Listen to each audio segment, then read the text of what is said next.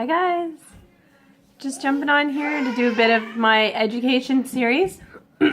So today I'm going to talk about the Birch essential oil. So here is doTERRA's Birch. You'll notice that it comes with a child-safe lid.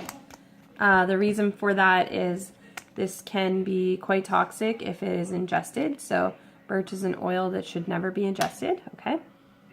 Birch has a scent that I would say is minty. It actually smells remarkably like wintergreen to the untrained nose and the untrained eye. In a lab test, wintergreen and birch could almost be passed off as the same, so you have to be very aware of the company that you're using, because birch is actually very expensive to source, but wintergreen is quite cheap. So it is most often adulterated with wintergreen, so sometimes they're selling you wintergreen instead of the actual birch. But they do have different therapeutic properties, which is why you would get a different oil instead of buying the wintergreen, right? So now, it's also often synthesized, so the perfume industry has been able to fake the actual oil very well, and it does sometimes go undetected by by chem labs that aren't very experienced or don't know about the adulterations that can happen out there, because sometimes they can adulterate it with something that looks natural, and so an inexperienced lab or a lab that has a lack of the right facilities might not be able to test it correctly.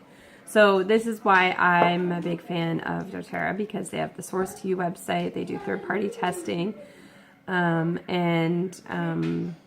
you know, they're accountable for all of their oils. So if I haven't introduced myself, I'm Rhonda Greenberry. I'm a certified aromatherapist. I'm also a mom of many children. Clearly one that's quite upset at the moment. Can you give her some food, Aiden, so I can finish my video? Yeah. Okay. Thank you. Anyways, so I'm going to talk to you about Birch because I'm big into education. So the Birch essential oil with doTERRA can not be purchased at the time of making this video from your own personal back office store if you have one, or at a retail level. The only place that you can actually get the Birch essential oil is if you attend the big global convention in Utah in September. So I was in Utah last September, and I'll be there again this September and probably every September for the rest of my life. So let's get into it. So what can you use Birch for? So Birch is considered an anti-parasitic. So if you're struggling with internal parasites, it's a great oil. You can use it topically for that. It also repels insects. You can use it as part of your bug sprays, your do-it-yourself bug sprays. It does stimulate the circulatory system. You can use it for muscle aches. I do actually have it in a pain blend, and I do find it's actually quite nice. It can reduce inflammation and swelling. It can relieve arthritis pain. So my pain is actually arthritic because I have a back disease called spondylosis, so I manage a lot of my pain using essential oils. You can also use it to eliminate the accumulation of uric acid in your joints. It helps flush the kidneys. It increases the flow of urine. It can relieve eczema, psoriasis, and acne. It's good for reducing a fever, and it encourages perspiration to help clear toxins from the body. So this would be a great oil to add to any of your detox regimes.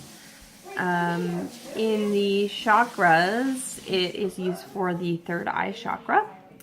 When we look at mind and spirit, you would use this oil to release toxic energy. It cleans out negative energies accumulated from past and present, so that you can connect with your spiritual path.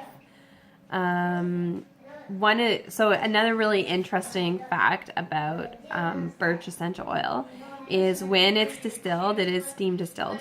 In the big vat, when it is boiled, most oils actually float to the top. But birch and wintergreen, so this is one of the reasons that they are hard to distinguish. they both sink to the bottom of the batch. So they're actually extracted from the bottom, and the water is what floats above the essential oils. So there you go. If you have any questions or comments, let me know. All right, bye guys.